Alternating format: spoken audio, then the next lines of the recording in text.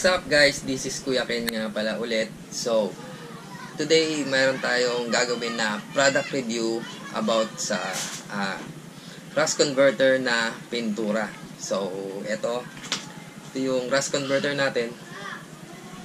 Yan. Bali, na-order ko siya sa Shopee. So, gagamitin natin siya sa terrace namin kasi pinakalawang na siya. So, try natin kung effective talaga. Let's go! So, ito na nga siya guys. Ito na siya.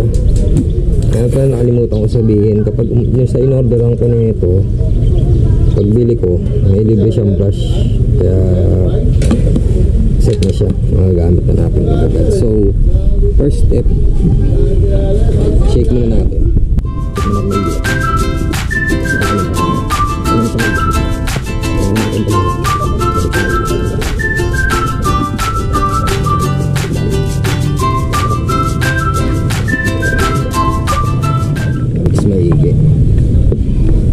So ito dati may primer na siya. Ayan, kung nakikita nyo, may primer siya, pero sa primer kung bakit ganyan, nakakalawang pa rin siya. Kaya nag-try tayo na ito. Tignan natin kung maganda yung lock nya. So saan natin, hirap talagang maging solo ang kata.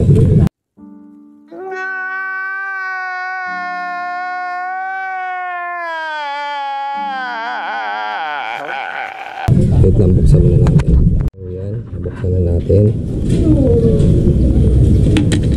Ito yung order ko pala, kulay blue.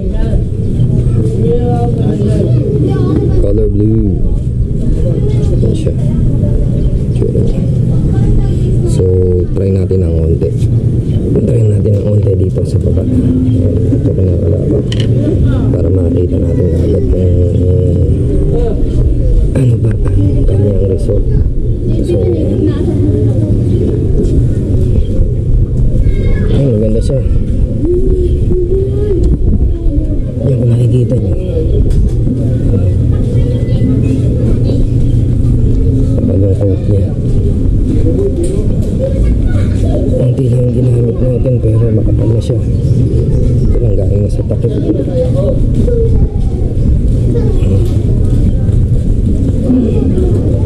Siya guys.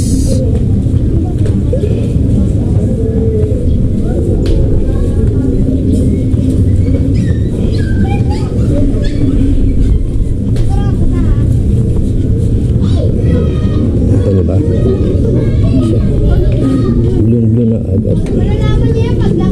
Ang lipis pa lang ng coat natin pero blue na siya agad.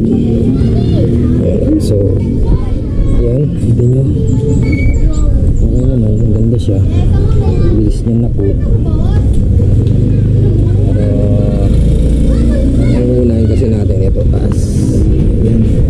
Gawa nang yung alulod namin, sira na.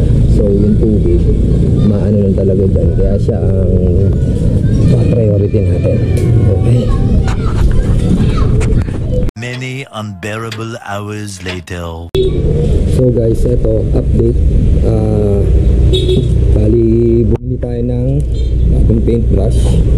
Bagong paintbrush kasi itong brush na libre, so parang masyado siyang fine. Hindi nga yung tsura. Pag binabrush mo na siya, medyo ano siya, yung hindi na nako-cover lahat. Then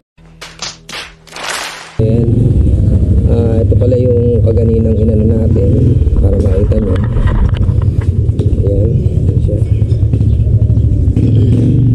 Medyo manipis sa first coat na makapal, pero pag natutuyo na siya, yun siya, makakita mo pa rin, bakat pa rin yung kalabang. So kailangan mo pa ng i-second coat. Try natin kung aabot tong 1 galon, pero ba-priority natin yung taas. Okay. Much later. Yung update. Ito, tapos na natin. So, check natin kung ano yung tsura. Ayan siya. Nakikita nyo. Blue na siya. kung nakikita nyo.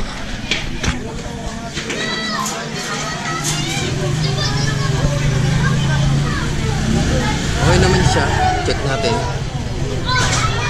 Tibay naman. Ganda din siya. Compare mo sa dati. Yung primer talaga. Tagalan siya nagbabakbak.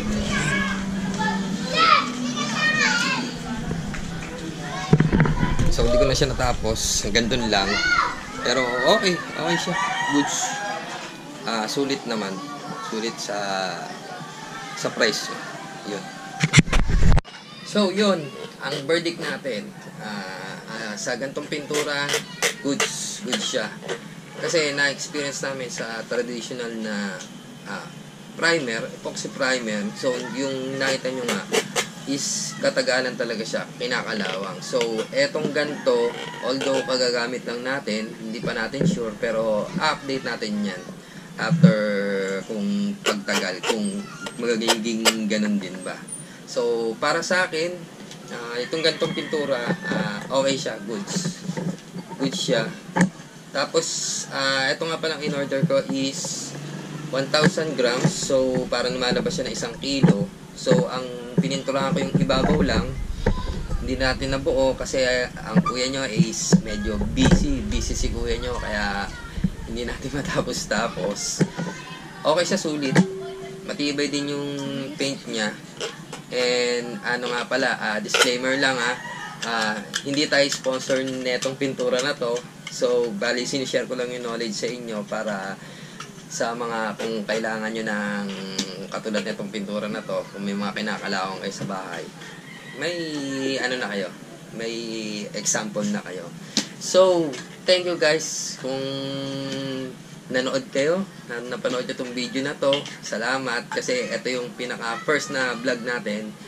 And sana like nyo yung video and subscribe rin kayo sa channel ko para maging updated kayo sa mga ilalabas nating mga susunod pang videos na marami pa. Hindi lang product review, marami pa tayong ilalabas. So abangan nyo. So thank you guys.